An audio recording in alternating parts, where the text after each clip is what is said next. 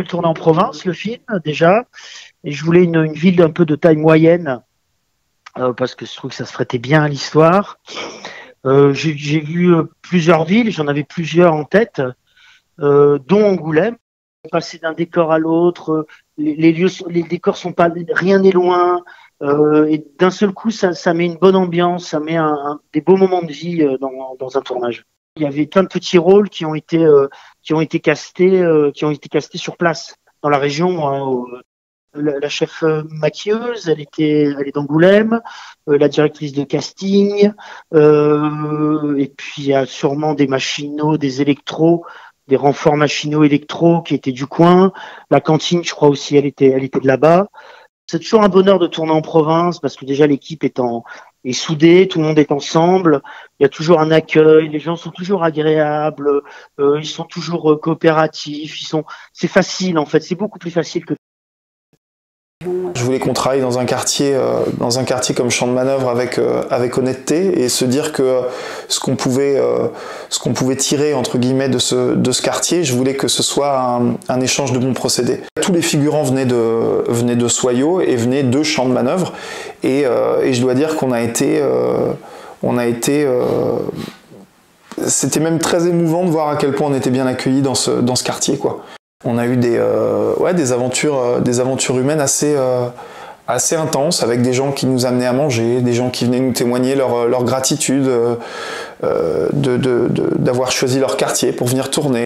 Et c'est ça le cinéma, c'est filmer la vraie vie, mais la magnifier. Et la région charentaise est magnifique de par ses décors, mais puis tu manges bien et puis voilà, puis les gens sont contents que tu sois là, donc évidemment c'est hyper agréable d'y aller. C'est aisé de travailler en Charente, donc du coup on est allé faire beaucoup de repérage à Angoulême, autour d'Angoulême. On a fait un vrai casting, mais pas de figurants, on a fait un casting de second rôle et aussi un casting de techniciens, donc la script, le chef décorateur, tout ce qui concerne la régie. Et ils ont travaillé jour et nuit pour nous et ils ont été super efficaces, ils ont été super.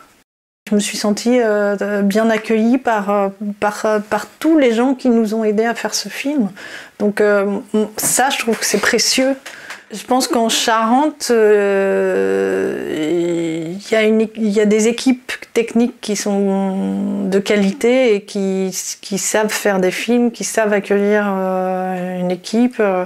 Je pense que je recommanderais la Charente comme terre d'accueil de tournage à n'importe quel réalisateur. C'était super comme tournage. C'était vraiment un super accueil. On a mis à disposition, par rapport au scénar, on a mis des régisseurs et puis des repéreurs et ça a été des décors, mais des décors à foison à tel point qu'on en avait plus qu'on ne voulait. Les 5 premiers rôles principaux viennent de Paris sur le film et tout le reste ne sont que des gens d'Angoulême et de la région, aussi bien pour la figuration et aussi bien pour une grande partie de l'équipe technique. Moi, je trouve que c'est une facilité. Cette région est une facilité pour plein de choses. Dans les axes routiers, voilà, ça c'est une première des choses. L'avantage aussi de pas être très loin de Paris, l'avantage de pouvoir circuler facilement et l'avantage d'avoir une diversité de décors et de propositions, de lieux, d'habitations, de décors qu'on peut trouver. Voilà, je trouve qu'il y a une vraie variété, une vraie diversité. Moi, si j'ai un projet demain et qu'on me propose que ça soit en Charente, je viens tout de suite. New York s'est appelé Angoulême pendant 100 ans.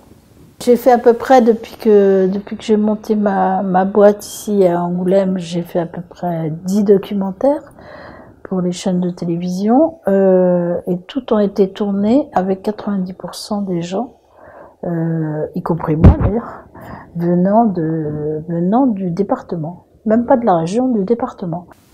Mais sinon, les 10 jours de tournage, et toute la préparation et toute la post-production, toute l'équipe de production est engoumoisie.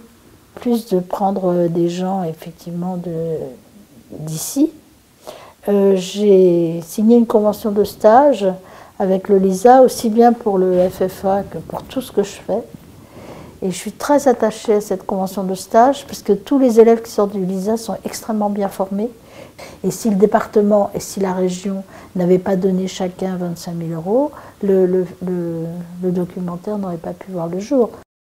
J'ai tourné Manigas à Saint-Adjutori parce que, en écrivant l'histoire, quand j'ai vu l'église qui est complètement en contrebas, près de la Bellone, avec la forêt en fond, je me suis dit que ça serait un décor idéal pour un film moyenâgeux.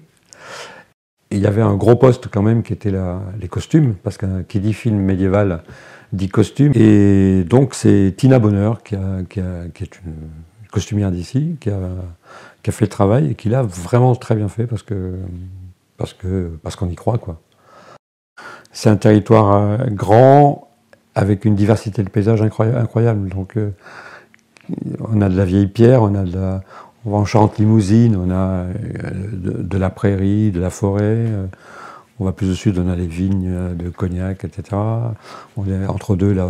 Non, enfin, il y a une multiplicité de décors. Bah, moi, c'est la vie qui m'inspire. Donc, quand je suis en Charente, c'est la Charente qui m'inspire. Quand je suis à Paris, c'est pas. Enfin, bon, Paris, ça m'inspire pas trop. En fait.